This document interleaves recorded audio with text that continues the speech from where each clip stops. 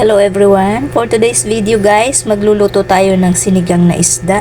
So meron po tayo ditong siganging isda. Ayan, di ko po alam kung anong pangalan nito. Bahala na po kayo kung anong tawag sa inyo nito. Ito po ay yung isdang may nunal. Ayan, basta ang alam ko po masarap po itong sabawan. So isisigang po natin siya dito sa atin pong sibuyas, kamatis, may sili, may seasoning at meron din po tayong sinigang sa sampalok mix. Mas masarap po sana sa kalamansi, pero ang kalamansi po ay yung 3 peraso po ay 10 pesos, so hindi na po ako bumili. Ito na lang, sinigang mix. So meron din po akong dahon ng kamote kulay green. So ayan, lulutuin na natin para tayo ay may sabaw. So guys, dito sa ating maliit na kaserola, mayroon tayo ditong tubig. So, papakuluin natin siya dito sa ating mga ricado. Lagay na natin to. Ayan. Timplahan natin ng kaunting asin. Mamaya na po natin nagdagan. Pag malapit na siya maluto. Lagyan natin ng seasoning. Ayan. Wala na, last na rin. So, takpan lang po natin, pakuluin natin ang mga ricado bago natin ilagay yung ating isda. Yan guys, tingnan na natin, nangangamoy na po yung mga ricado. Ayun, kulong-kulo na. Lagay na natin itong ating isda.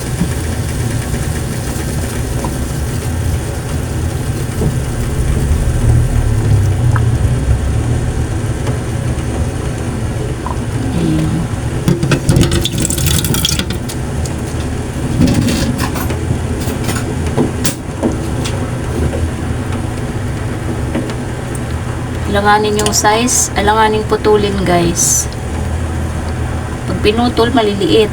Pag hindi naman pinutol, ayan, malalaki sa kaserola ko.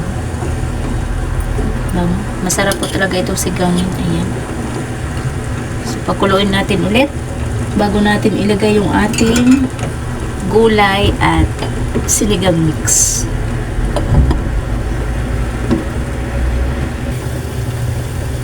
Tingnan natin.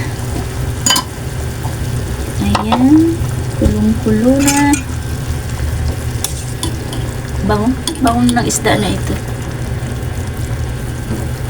So, ilagay na natin yung ating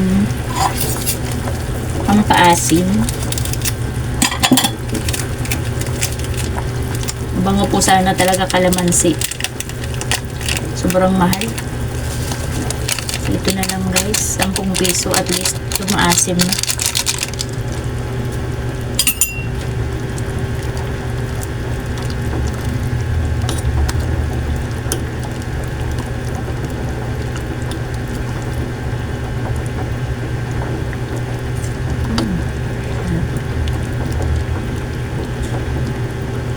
Timplahin muna natin bago natin ilagay yung talbos.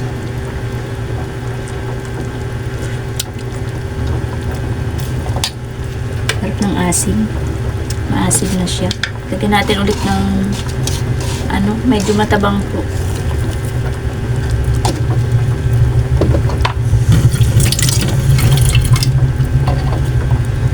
So, ayan.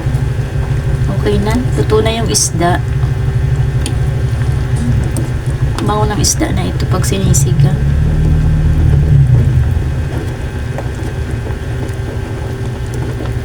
Isdang dinunal.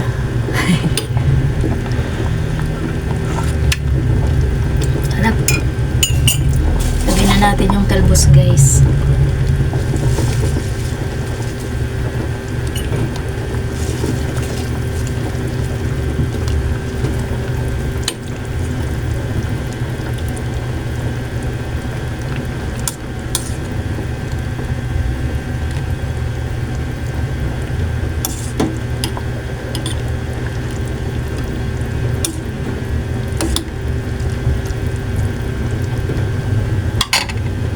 Natin ulit para maluto po yung gulay. So, ayan, luto na po yung ating sinigang na isda. Ayan, sarap. Sarap po ng sabaw. So, hanggang dito na lang po ulit. Maraming salamat. Bye-bye po.